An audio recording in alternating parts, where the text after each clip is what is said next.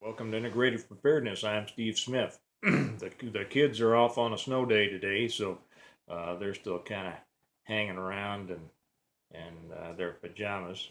So before we go out and do other things, so they're in here playing. So if you hear kids in the background, that's all right. I'm enjoying it. Hope you all do too. I've had a couple of guys ask me, a couple of friends in the last couple of weeks, my advice on investing. Now, I'm not a financial advisor. Uh, do I really need to say that? Don't take your financial advice from some guy on YouTube. But for a number of reasons, they asked me my advice on investing, and I thought, and one of them is preparedness minded. The other one, not so much. but but my advice to them was kind of the same with a little bit of difference for the preparedness minded one. So I'm going to address that. Um, Mainly, they were talking about investing in the stock market or real estate or whatever. And my answer was there's no real place to invest right now. The reason being that markets are high. You don't buy when things are high. There's an old saying that you make your money when you buy, not when you sell. And that means you had to buy it low enough to be able to sell it at a profit. No big news there, right? The market, whether it's the real estate market, the stock market, it has its ebbs and flows, its peaks and valleys, and it's going to go through that process in the future just as it has in the past. I know there's a lot of people that are worried about a financial collapse. Well, when you look at how much debt we have, how much unfunded liabilities we have, it's hard not to think that that's going to happen. But I don't think that it's going to happen too soon, and I don't think it's going to happen as drastically as some others think. That's my opinion. So I'm just going to lay out a couple of things here that were my suggestions to my friends, and it's the way that I look at things as far as investing right now. As I said, uh, I'm not looking to buy anything right now. Everything's too high. Everything's up at the top. I fully expect for a downturn to come, whether that's a major correction or whether it's just a more subtle downturn. We've seen these major corrections in the past, and there's no reason to think that they're not going to happen in the future. So how do we prepare for that? And it's the same thing in the real estate market. If you have property right now that you don't need, don't use, not gonna need, not gonna use in the future, you don't think, it's a great way to, it's a great time to sell it. Okay, you're gonna get a good return on it, and hopefully you've made, and then that was your investment because you bought it some time ago at a good price. But if you don't have real estate, land, whatever, right now, um, this is probably not the time to buy it. Unless you feel that, well, it's time for you to get out, it's time for you to get into the country, it's time for you to pick something up, and you just have a whole lot of extra money laying around. Still, I don't think it's a good investment. It would only be something that you would be buying because you need it right now. If you don't need it right now, wait a few years, you're going to be able to get a lot better deal on it, in my opinion. Um, so what I suggest to them right now is stock up on cash. Okay. Uh, if you have debt, get rid of the debt. Now a lot of people associate debt with credit. Credit is good to have. Debt is bad to have. Okay. Debt simply means you owe somebody else something that you haven't got yet, and so everything you've got coming in, some of it's got to go to them, right? And it's taking away your daily money that could be better used, not paying interest to them and stocking up on what you need to. But credit is good to have. Somebody, might have been me, asked my wife some time back if you thought that the world was everything was going to crash in 3 days. This is an interesting exercise. A lot of us do it with each other.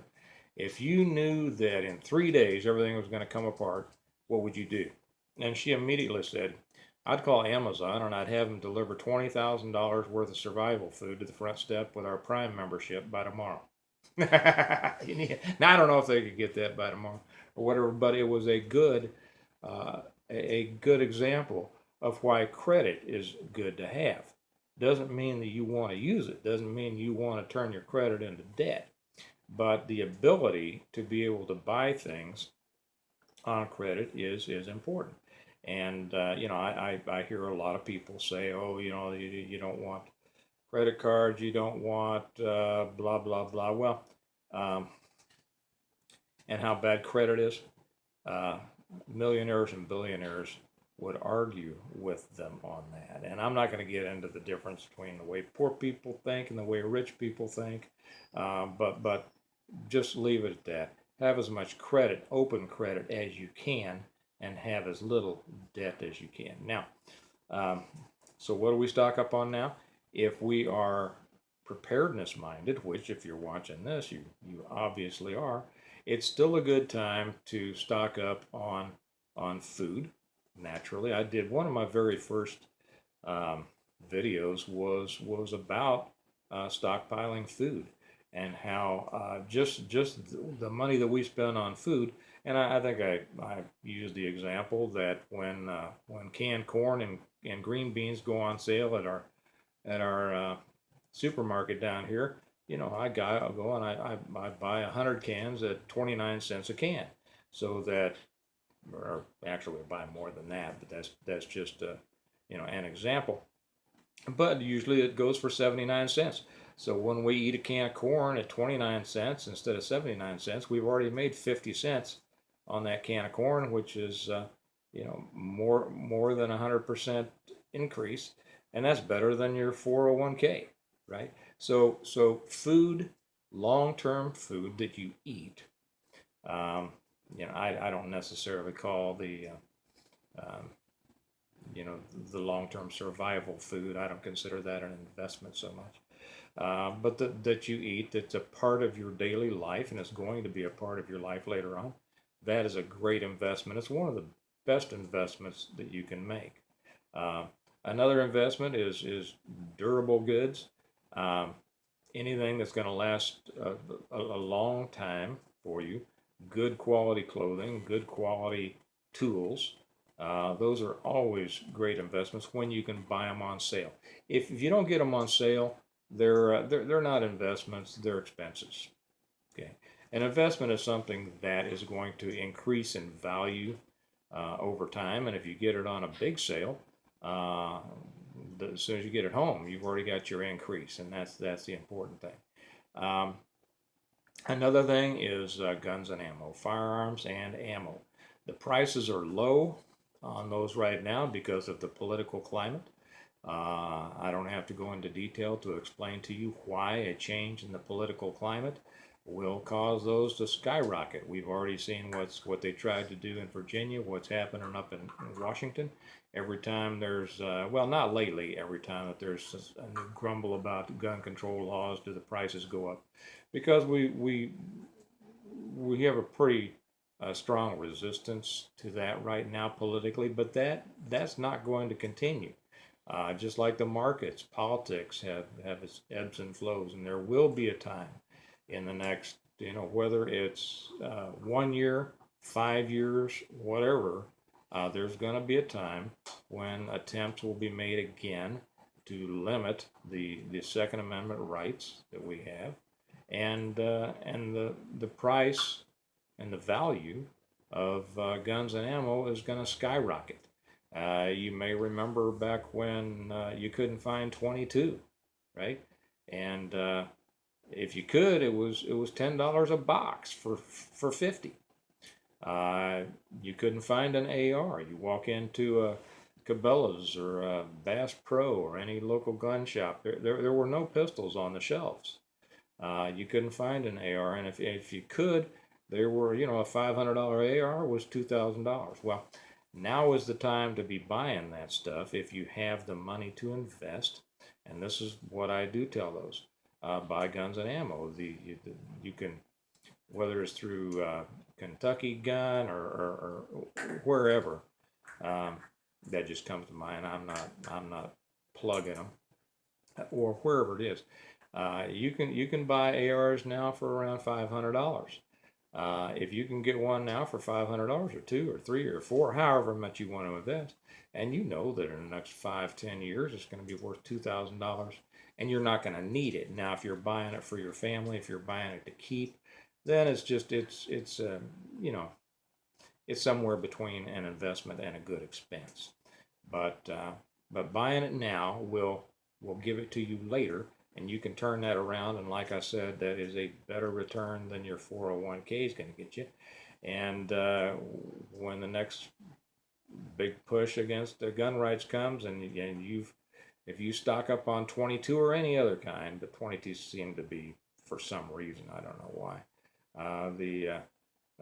the big deal back then, and you bought a whole bunch of it for $2.50 a box, and you can sell it for $10 a box. That's what you want to do. So look, investing is all about watching the climate. Not necessarily well, it can be if you're dealing in futures, then the climate is going to affect you, or the weather.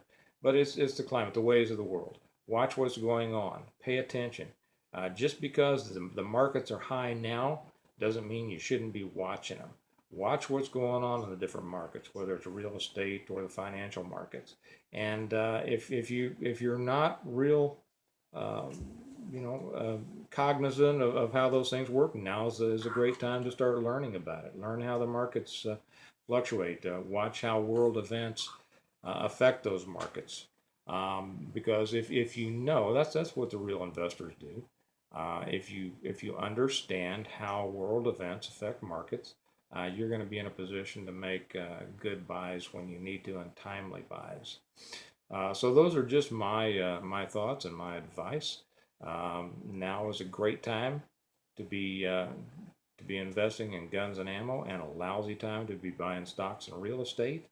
But when the political climate turns around, the economy will go down.